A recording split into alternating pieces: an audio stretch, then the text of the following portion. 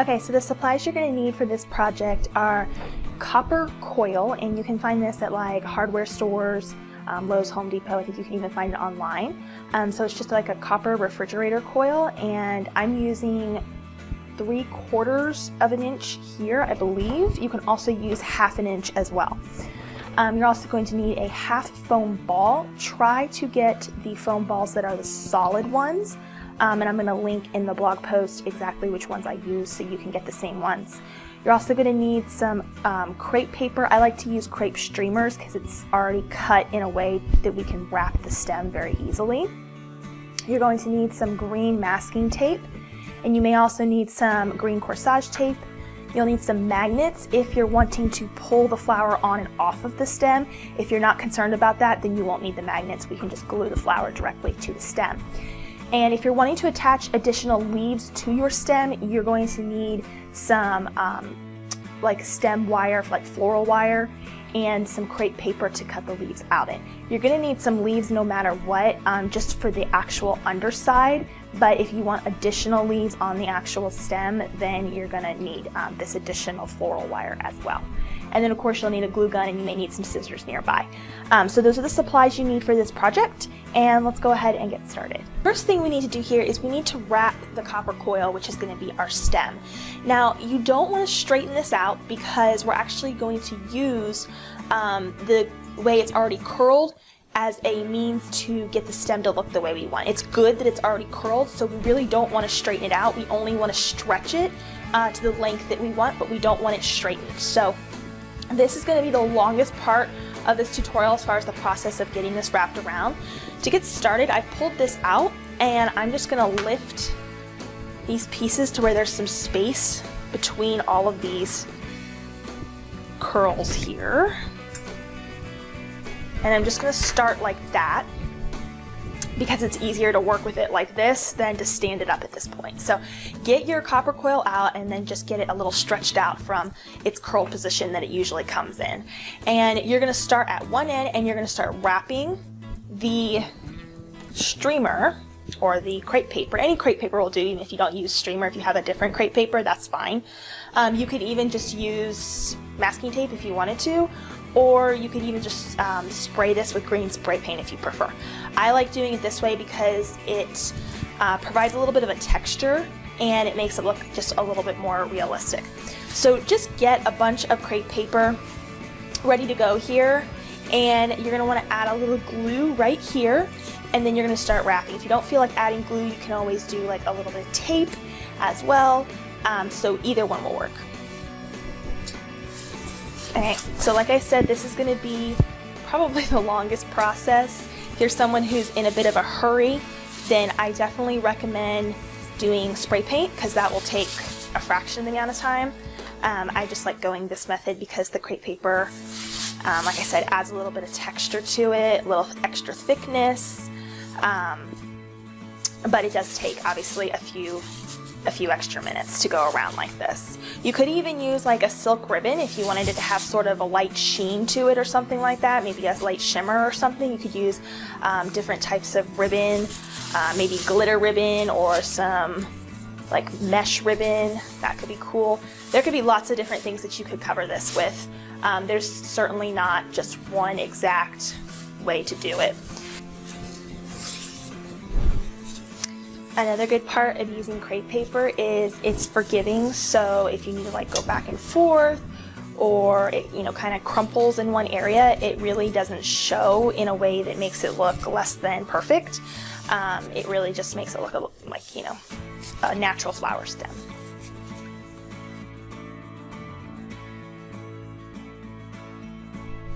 And what we need to do now is we need to focus on the tip here where the top of our flower will go. This is where we need to connect our foam ball to the actual copper piping here.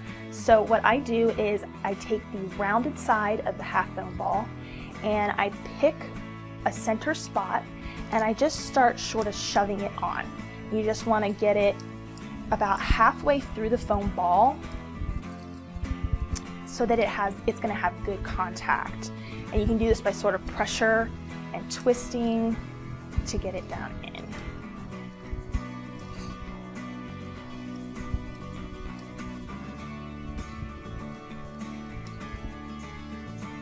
All right, pull it off now, and you might have some foam that kind of falls out because we stuffed it in there.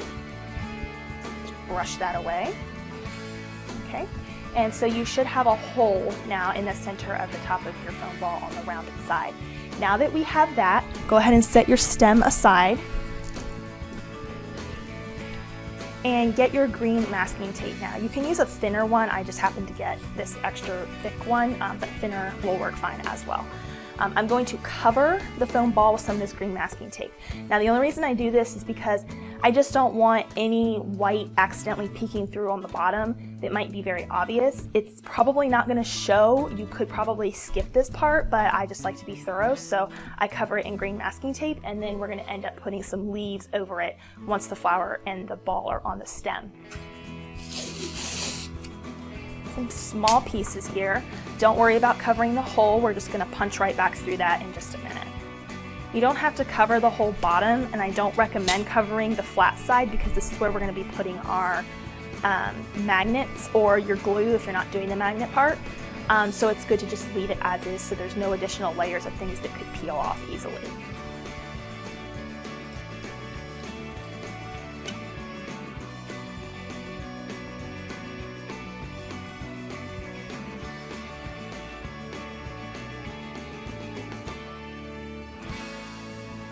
Cover now, you should be able to feel the hole that you punched through, so just punch that right back through like that so that it's accessible, and that's all you need to do there with the actual ball. The next step is going to be to actually glue it to the stem, and what you want to do is you want to fill the hole with a generous amount of hot glue, and you want to press it on and you want to hold it there until it is completely dry.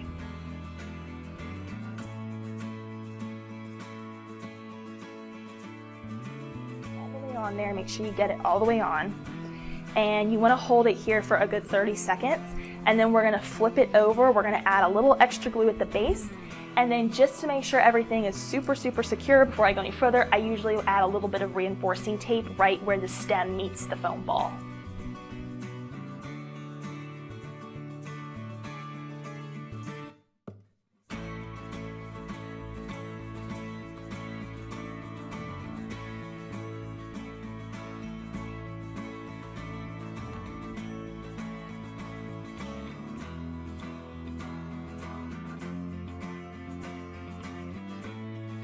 Now comes the part where you want to add your leaves.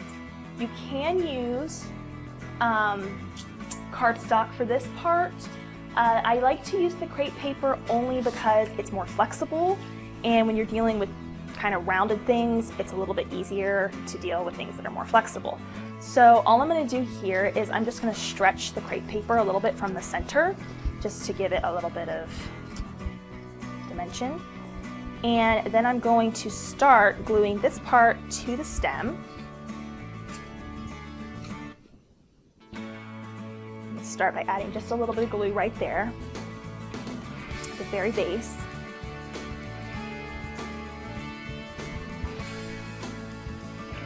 And then you can, once that sort of starts to set, you can pull this back and add a little bit of glue here so it stays fully up.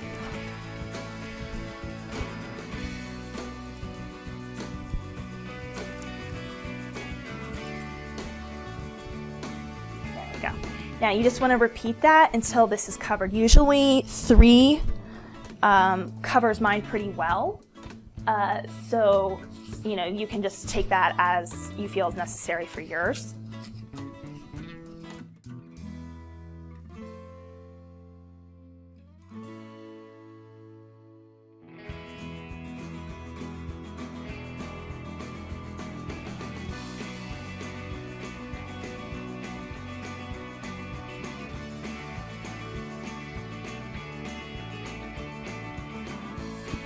So you should have a stem that sort of starts to look something like this. Now before we add on the magnets and the flower, take your crepe stream paper again and just cut a little bit off.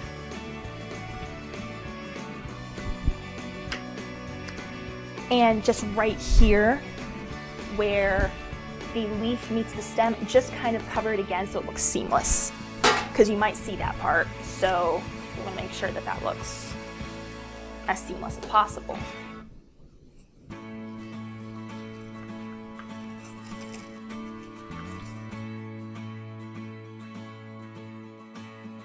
Here, I want to make sure that the magnet's making really good contact with the flower.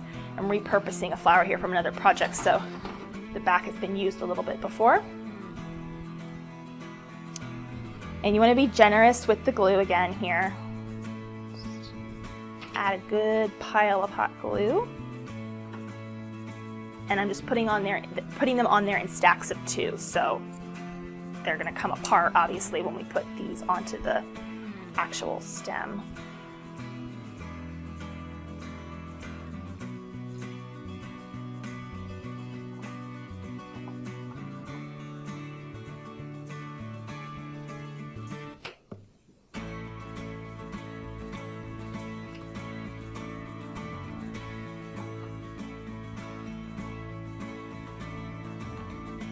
Okay, so now that I have all of my magnets glued on here and they're in stacks of 2, we're going to add glue here and we're going to place it onto the actual stem itself.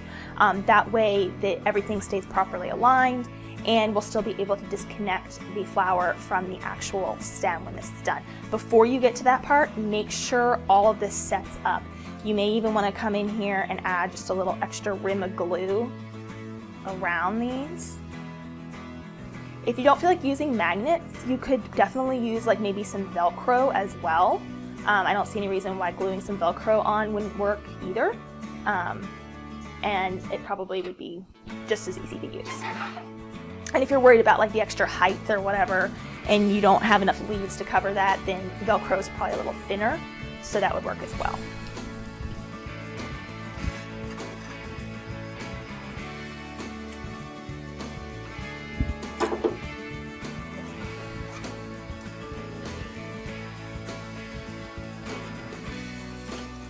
As you do this, you want to make sure that you're holding this until dry, just so those magnets make really great contact with that foam ball that is underneath.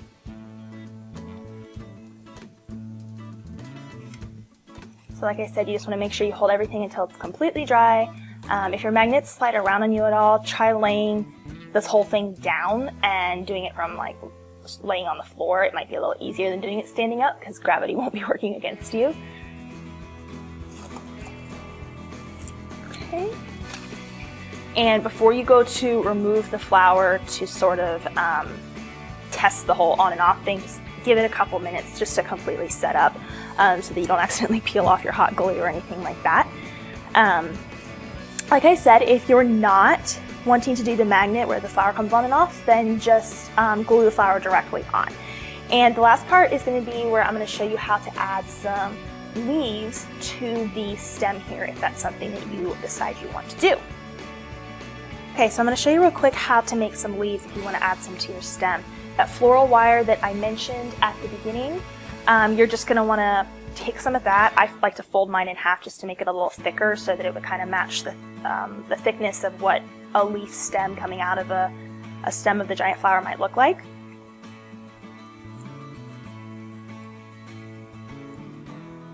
And then of course you'll need another leaf. So you can use cardstock for this, but I do recommend crepe paper just because it's going to be more flexible and work with your stem probably a little bit more naturally. I'm just going to add a little bit of stretch to the leaf there, just like that. And then I'm going to add some glue here to connect the stem.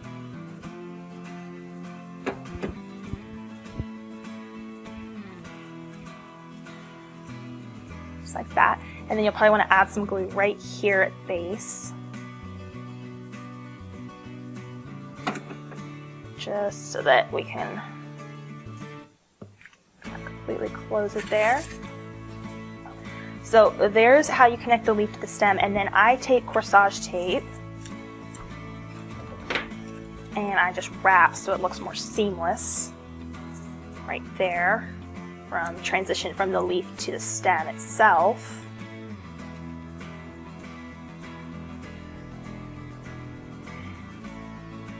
So then sort of pick a spot here on your stem that you think it would look natural growing out. Might be like that, or kind of open face like that. You may even want to sort of wrap it a little, just like that. And then what you're going to do here is you're going to wrap this in some corsage tape first, because corsage tape is a little sticky, so it'll sort of hold it in its place initially. And then we're going to cover it in the same green crepe paper so that it looks seamless to the rest of the flower.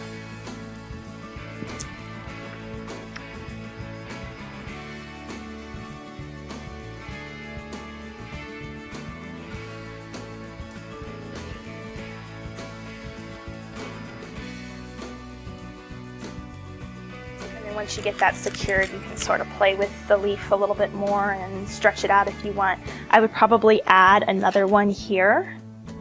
So I probably would come in like so and shape this like that and add in maybe another one like that just to make it look kind of natural. I think that could be really pretty. And you'd repeat the process.